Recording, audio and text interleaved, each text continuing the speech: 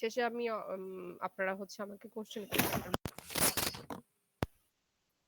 আচ্ছা, একটু ওয়েট।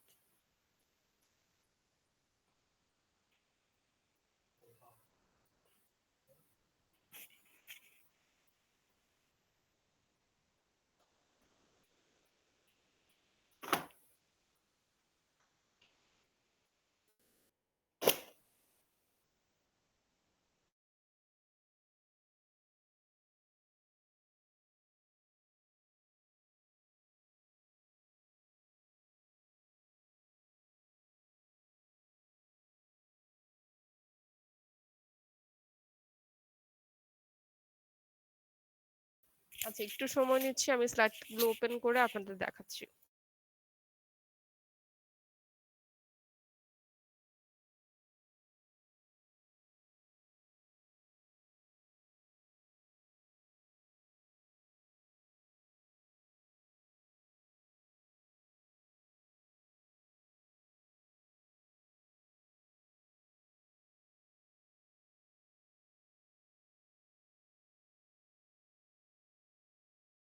আচ্ছা, আমার স্ক্রিন তো দেখা যাচ্ছে, তাই না? ম্যাম আজকে অ্যাটেন্ডেন্স না হবে না? হ্যাঁ, অ্যাটেন্ডেন্স নিব। ওটা শেষের দিকে নিচ্ছি। আমার স্ক্রিন দেখা যাচ্ছে কিনা সেটা বলেন। ইয়েস ম্যাম, যাচ্ছে। আচ্ছা,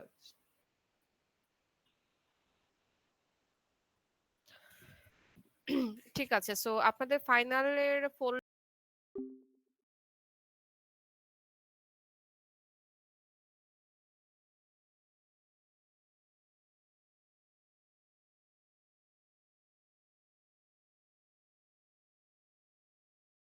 সিলেবাস আছে, আপনাদেরকে এই কয়েকটা টপিকই পড়তে হবে ফাইনালের জন্য, ঠিক আছে?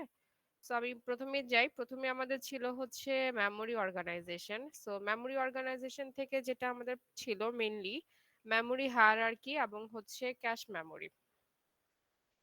তো মেমোরি হায়ারার্কির মধ্যে ছিল হচ্ছে যে মেমোরি হায়ারার্কিটার পিরামিডটা, এবং এটা হচ্ছে কিভাবে আসলে ডিজাইন করা হয়েছে, কোন কোন প্যারামিটার গুলা মাথায় রেখে, যেমন এই প্যারামিটার গুলো মাথায় রেখে হচ্ছে এই পিরামিডটাকে ডিজাইন করা হয়েছে।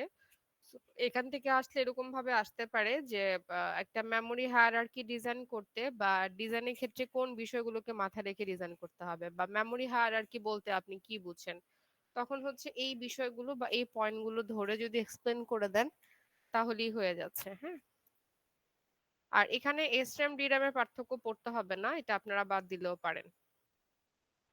আচ্ছা, সো দেন যেটা দেখতে হবে এই যে ক্যাশ মেমোরির ম্যাথ, মেমোরি এক্সেস টাইমের হচ্ছে ম্যাথ, যে আমরা কিভাবে এভারেজ এক্সেস টাইমটাকে ক্যালকুলেট করতে পারি। সো আমি আবারও বলতেছি, আপনারা হচ্ছে এই ভুলগুলা যাতে আমি আর কখনো না দেখি করতে, যে আপনারা এগুলা কি বাদ দিয়ে দিচ্ছেন ইম্পর্টেন্ট টপিকটা, যেটা আপনাদের কুইজে আপনারা করেছিলেন। সো এটা আমি কখনো বাদ দিইনি, এটা আপনাদের পড়তে হবে। আর আপনারা যখন ইয়াটা লিখেন, ক্লাস নোট গুলাকে লিখেন, তখন পেজের নাম্বার দিয়ে লিখবেন না, আপনারা টপিক লিখবেন। যেমন এখন আমি কি বাদ দিয়েছি, এখন আমি বলেছি র্যাম রম পড়া লাগবে না, র্যাম রমের পার্থক্য দেখা লাগবে না। তো তাহলে আপনি লিখে রাখতে পারেন যে র্যাম রমের ডিফারেন্স বাদ। কিন্তু এখন আপনি যদি পেজ নাম্বার লিখে রাখেন, তাহলে এই পেজ নাম্বারটা এক একটা সময় এক এক রকম হয়। দেখা যায় যে আমি এখন ডাউনলোড করে করিনি, দ্যাটস ওয়াই এটা 7 নাম্বার পেজ দেখাচ্ছে। আমি ডাউনলোড করে হচ্ছে দেখাচ্ছি, তখন আবার এটা 8 নাম্বার পেজ দেখাচ্ছে। হ্যাঁ, তখন কিন্তু এগুলো ভুল হয়ে যাবে। সো আপনারা টপিক লিখে রাখেন যে এই টপিক গুলো পড়া লাগবে না, বা এই টপিক গুলো ইম্পর্টেন্ট, এই টপিক গুলো পড়তে হবে, বাট কখনোই পেজ নাম্বার লিখবো না। সো এই যে মেমোরি এক্সেস টাইমের ম্যাথ গুলো লাগবে, যে আপনাকে যদি দিয়ে দেয় সবকিছু, যে এক্সেস টাইম, হিট রেশিও, সেখান থেকে আপনাকে বললো যে মেমোরি সিস্টেমের এভারেজ এক্সেস টাইম ক্যালকুলেট করতে, তখন হচ্ছে এই সূত্র দিয়ে আপনাকে এক্সেস টাইম ক্যালকুলেট করতে হবে। আর এগুলোর সময় অবশ্যই মাথায় রাখতে হবে যে ইউনিট যেটাই দেওয়া থাক না কেন, যদি ডিফারেন্ট ডিফারেন্ট ইউনিট দেওয়া থাকে, আপনাকে অবশ্যই অবশ্যই একটা সিঙ্গেল ইউনিটে রিপ্রেজেন্ট করতে হবে। হ্যাঁ, আচ্ছা, এরপরে হচ্ছে cache memory. So cache memory থেকে আমরা দেখেছিলাম যে ক্যাশে আমরা কিভাবে ডেটাকে রাইট করতে পারি, বা রাইটিং টেকনিক গুলো, যে একটা ক্যাশের মধ্যে রাইটিং টেকনিকের টাইপস গুলো। সো এখান থেকে থিওরিটিক্যাল কোশ্চেনও আসতে পারে যে আমি দিয়ে দিল এক্সপ্লেইন করেন ক্যাশের রাইটিং টেকনিক গুলো, অথবা যেটা আসতে পারে যে আমি সিনারিও দিয়ে দিলাম, সিনারিও থেকে আমি আপনাকে বললাম যে আপনি আইডেন্টিফাই করেন যে এখানে ক্যাশ রাইটিং এর কোন টেকনিকটা নিয়ে আলোচনা করা হয়েছে। হ্যাঁ, তো এরকমও আসতে পারে। তো দুই ধরনের প্রিপারেশনই মাথায় রাখতে হবে। দেন হচ্ছে mapping techniques. So mapping techniques এর মধ্যে ডিরেক্ট ম্যাপিং, তিনটা টেকনিকের টাইপ গুলো পড়তে হবে। থিওরিটিক্যাল, আইডেন্টিফিকেশন মূলক, যাতে আইডেন্টিফাই করতে পারেন, অথবা ডিরেক্ট ম্যাপিং এর জন্য আমরা যে ম্যাথটা দেখিয়েছিলাম এই ম্যাথস গুলো প্র্যাকটিস করতে হবে। এবং এগুলা শুধুমাত্র স্লাইডে যে দুইটা প্রবলেম দেওয়া আছে এই দুইটা টাইপস এর প্রবলেম দেখলেই হবে, এর বাইরের প্রবলেম দেখতে হবে না আপনাদের। হ্যাঁ, আচ্ছা, সো এই তো গেল এই স্লাইডটা। তো এখন বলেন যে এই চ্যাপ্টারটা নিয়ে কারো কোনো সমস্যা আছে কিনা।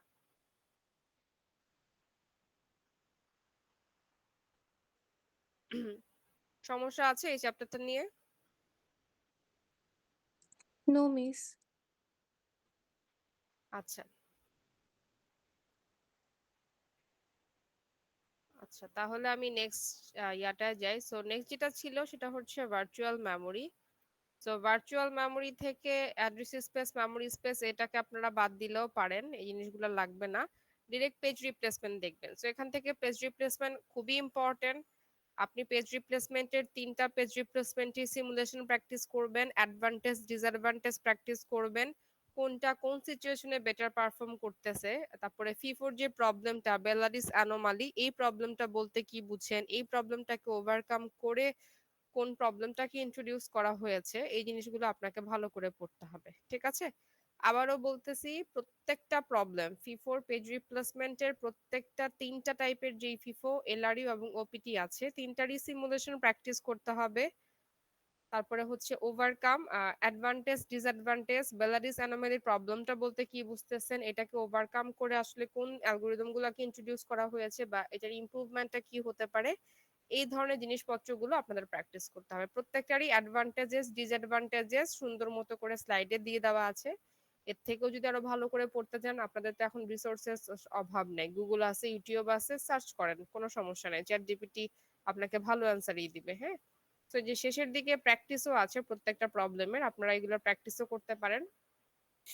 তো এগুলো কোশ্চেন আসলে ওভাবেই আসবে যে ফ্রেম দেওয়া থাকবে, স্ট্রিং দেওয়া থাকবে, আপনাকে বললো যে অ্যালগোরিদম পারফর্ম করতে, অথবা এখানে ফিফো ইউজ করলে কি হইতো, ফ্রেম নাম্বার চেঞ্জ করে আবার অন্যটা পারফর্ম করলে কি হইতো, রেশিও গুলাকে কম্পেয়ার করা বা পারফরমেন্সটা কিভাবে ইমপ্রুভ হচ্ছে, এই টাইপসের অ্যানালিটিক্যাল কোশ্চেন গুলো আসতে পারে।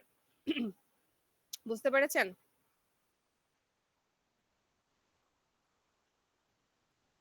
বোঝা গেছে? জি মিস।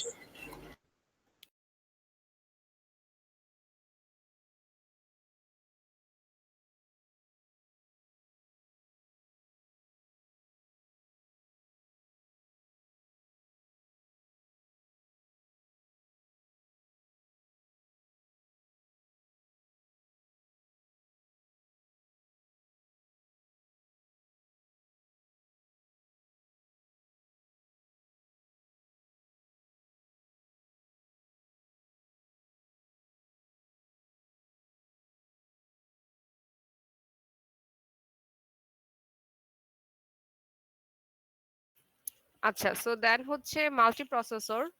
মাল্টি প্রসেসর থেকে তো মেইনলি আমরা দেখেছিলাম যে মাল্টি প্রসেসর কি বা মাল্টি প্রসেসর কেন প্রয়োজন হয় বা মাল্টি প্রসেসর ইউজ করলে আমাদের বেনিফিট গুলো কি কি, এই জিনিসগুলো অবশ্যই দেখতে হবে।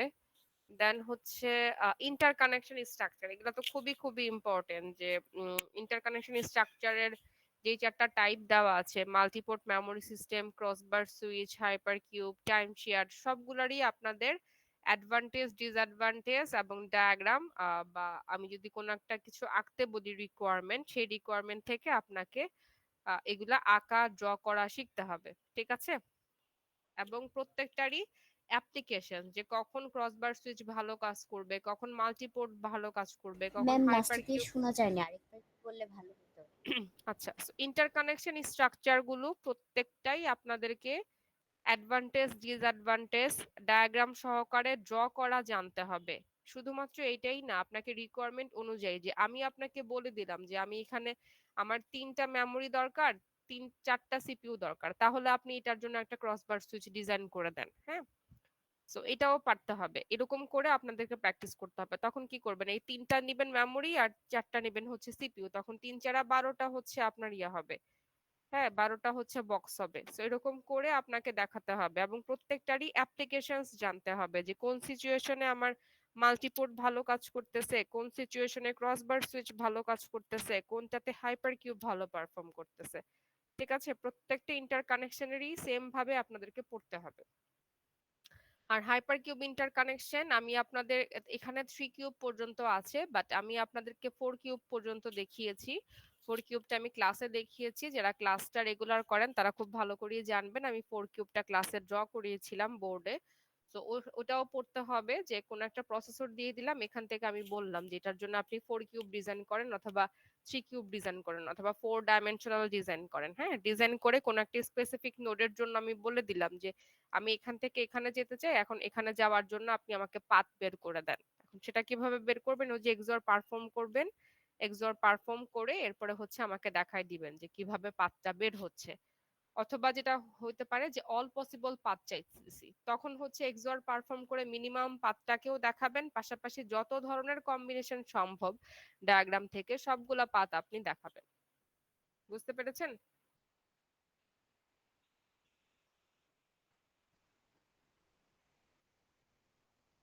বোঝা গিয়েছে? জি Yes, মিস। ma'am. ঠিক আছে, এরপরে হচ্ছে মাল্টিপ্রসেসরের এই যে ক্যাশ কোহারেন্সি, যে ক্যাশ কোহারেন্সি কেন ইম্পর্টেন্ট, বা ক্যাশ কোহারেন্সির একটা প্রোটোকলের এক্সাম্পল দেন, যেটা হচ্ছে স্নুপিং প্রোটোকল। স্নুপিং প্রোটোকলের আবার দুইটা type, right invalidate, right update, এই সবগুলোই পড়তে হবে। সো এখান থেকে আসলে একেবারে থিওরিটিক্যাল কনসেপ্টের কোশ্চেন যে স্নুপিং প্রোটোকল বলতে কি বোঝায়, বা ক্যাশ কোহারেন্সির একটা প্রোটোকলের এক্সাম্পল দিয়ে সেটাকে এক্সপ্লেন করেন, এই টাইপের থিওরিটিক্যাল কনসেপ্টের কোশ্চেন আসবে। তো এই তো গেল।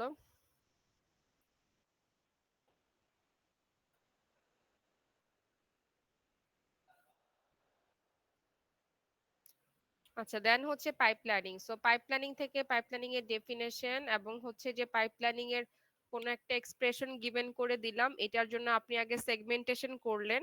সেগমেন্টেশন করার পরে আপনি হচ্ছে, আমি যে বললাম যে কন্টেন্ট অফ দ্য রেজিস্টার দেখতে কেমন হবে সেটা আপনি এক্সপ্লেন করেন, তখন কি করবেন, এই যে ডায়াগ্রামটা বা এই টেবিলটাকে মেক করে দিবেন, তাহলেই হয়ে যাবে। হ্যাঁ, এটা এক ধরনের হতে পারে। আরেক ধরনের হচ্ছে ম্যাথমেটিক্যাল, যে পাইপলাইনিং ইউজ করলে কি হবে, নন পাইপলাইনিং ইউজ করলে কি হবে, এই যে এই সূত্র দিয়ে পাইপলাইনিং দেখাবো, এই সূত্র দিয়ে নন পাইপলাইনিং দেখাবো, দেখানোর পরে আপনি রেশিও কম্পেয়ার করতে বললাম, যে এখানে পাইপলাইনিং ইউজ করলে ইমপ্রুভমেন্টটা কেমন হবে, নন পাইপলাইনিং ইউজ করলে ইমপ্রুভমেন্টটা কেমন হবে।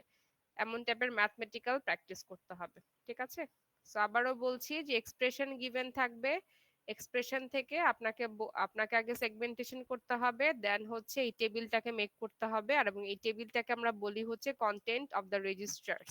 সো যদি কোশ্চেনে বলে যে কন্টেন্ট অফ দ্য রেজিস্টার কি হবে, তাহলে এই টেবিলটা কি আপনাদের মেক করতে হবে। ঠিক আছে। আচ্ছা, এরপরে হচ্ছে এই তো ম্যাথের কথা তো বললামই, ফর্মুলা দিয়ে ম্যাথ অ্যাপ্লাই করতে হবে, এগুলা ক্লাসে আমি খুব সুন্দর মতো দেখিয়েছি। এখানেও একটা এক্সাম্পল আছে, সো চাইলে এটাও দেখতে পারেন। ম্যাম, হ্যাঁ, বলেন। ম্যাম অ্যাটেন্ডেন্স কি নিয়েছেন? না, অ্যাটেন্ডেন্স নেইনি এখনো, নেইনি এখনো।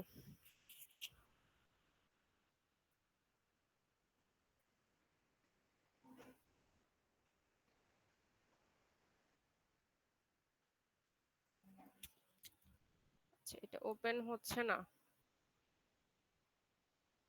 এটা কি আপনাদের স্লাইডে দেইনি আমি?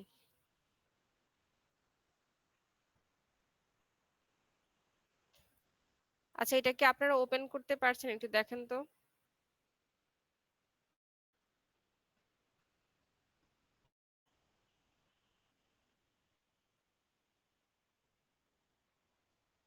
জি ম্যাম, ওপেন হচ্ছে। আপনাদেরটা ওপেন হচ্ছে? জি ম্যাম। আচ্ছা, তাহলে মনে হয় আমারটায় কোনো সমস্যা দেখাচ্ছে।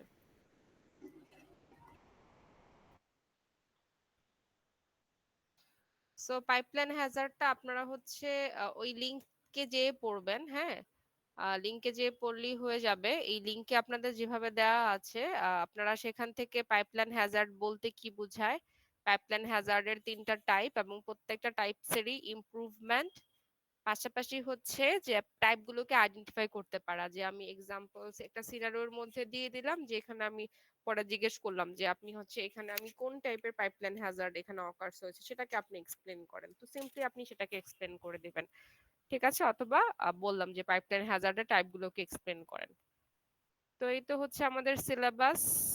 আহ আমি একটু আরেকটু কথা বলি, সেটা হচ্ছে আপনার মিডের কোশ্চেন খুব ইজি হয়েছে, মিডে সবারই খুব ভালো মার্কস আছে, তার কারণটা ছিল হচ্ছে মিডের টপিক গুলাই ছিল হচ্ছে থিওরিটিক্যাল। হ্যাঁ, এখানে খুব বেশি অ্যানালিটিক্যাল কনসেপ্টের বিষয় ছিল না, কিন্তু ফাইনালের সিলেবাস গুলোর টপিক কম হলেও ফাইনালের কিন্তু টপিক গুলো একটু ডিফিকাল্ট কম্পেয়ার টু মিড, এবং এখান থেকে কিন্তু অ্যানালিটিক্যাল সিনারিও বেস কোশ্চেন দেওয়ার, যে আমি অ্যানালিটিক্যাল কনসেপচুয়াল বেস কোশ্চেন দিলাম, এই টাইপসের কোশ্চেন দেওয়ার স্কোপ বেশি আছে। সো আপনাদের প্রিপারেশনটাও ওভাবেই নিতে হবে, হ্যাঁ, যাতে কনসেপচুয়াল বেস কোশ্চেন যখন করা হবে ডিরেক্ট থিওরি আপনারা কম পাবেন। হ্যাঁ, যখন যেহেতু বুঝতেছেন যে টপিক গুলোই হচ্ছে ওই রকমের, সো ডিরেক্ট থিওরি আপনারা কম পাবেন, বেশিরভাগের এই ধরনের সিমুলেশন বেস এবং ম্যাথ কনসেপচুয়াল বেস কোশ্চেন গুলাই বেশি হবে। সো ওইরকম প্রিপারেশন মাথায় নিয়েই হচ্ছে পড়তে বসবেন, এবং এক্সাম তো হচ্ছে 20 তারিখে, সো এর মধ্যে পড়তে যদি কোনো কিছুর অসুবিধা হয় তাহলে তো আমি আছি, কাউন্সিলিং টাইমে বা এসে আমার সাথে কন্টাক্ট করে আমার রুমে চলে আসেন, আপনাদের সময় তো একটু আছে, আপনাদের পরীক্ষা তো একটু দেরি করে। তো এর মধ্যে হচ্ছে প্রিপারেশন নেন, আশা করি ভালোই হবে, যেহেতু আপনাদের মিডের মার্কস বা বাকি মার্কস মোটামুটি ভালোই আছে। হ্যাঁ,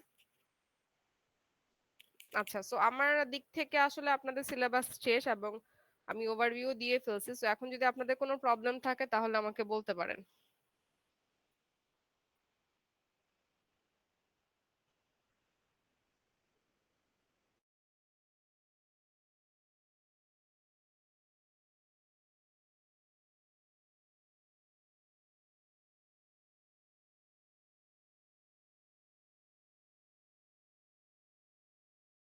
সো কোনো কোশ্চেন আছে কি আপনাদের? ম্যাম, প্রেজেন্টেশনের মার্কস কি আপনি আপলোড করে দিবেন? না, প্রেজেন্টেশনের মার্কসটা আমি দিব না, কারণ আপনাদের কাছে সবকিছু আসলে এক্সপোজ। ধরেন আপনাদের যদি 1-2 মার্কের এদিক সেদিক করতে হয়, বা যখন রিকোয়ারমেন্টটা থাকবে ওরকম যে আপনারা 2 মার্কসের জন্য আপনার গ্রেডটা ওরকম হচ্ছে, তখন যাতে আমি প্রেজেন্টেশনের মার্কস একটু বাড়াতে পারি, তো আমি ওইটা আমার হাতে রাখছি। হ্যাঁ, ওইটা আপনাদের জন্যই। আর বাকি মার্কস গুলো আপনারা তো দেখতেই পাইছেন, মিড ফাইনাল তো।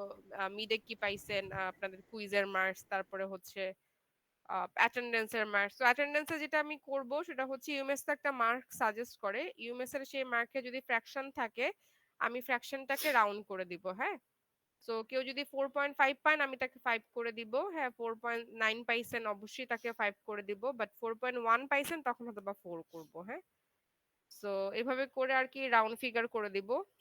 সো এটা দেখি ইউএমএস কি সাজেস্ট করে, যখন মার্কস দিতে বসবো তখন আর কি।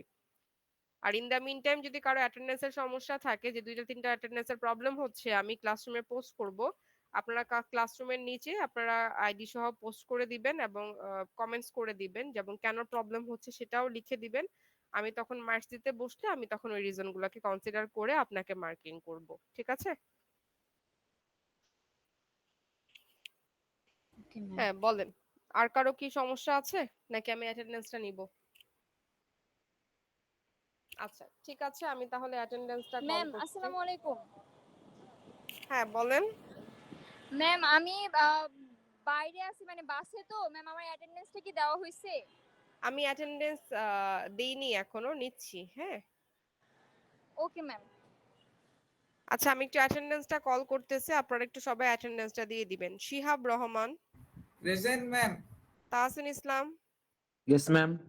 রাশদুল Hasan, Yes, ma'am. Sohel Ahmed, I'm Rashidul Hasan. Sohel Ahmed,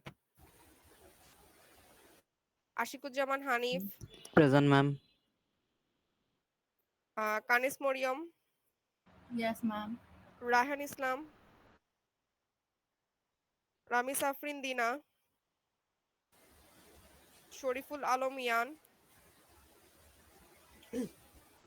Hafizur Rahman, Muntaha Yasmin, present ma'am. Pranto Dey, present ma'am. Sanjida Akter, present ma'am. Habibur Rahman, Yes, ma'am. Smita Jahan, present ma'am. Asim Islam, present miss. Afsana Jannat, Yes, ma'am. অখির Ahmed Akash, Yes, ma'am. মাশরুফুল Alam, Riazul Islam, Suraya Akter, Present, ma'am. Jannatun Nahar, Hasan Dhali, present ma'am. Shubho Tamim, Sharmin Islam, Present, ma'am. Saifuddin Naim,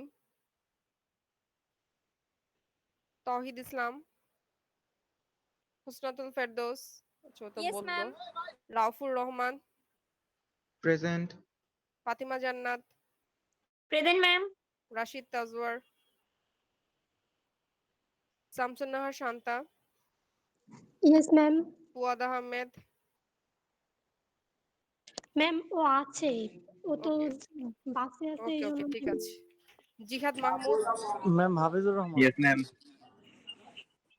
ওকে কেউ বাদ ma'am করেছেন? আহমেদ আর রশিদ হাফিজুর রহমান। আচ্ছা হাফিজুর রহমান, হ্যাঁ দেওয়া হয়েছে। আর ma'am Rashid Tajwar. Rashid Tajwar, হ্যাঁ দেওয়া হয়েছে। আর ম্যাম 228। ফুয়াদ আহমেদ দেওয়া হয়েছে। আর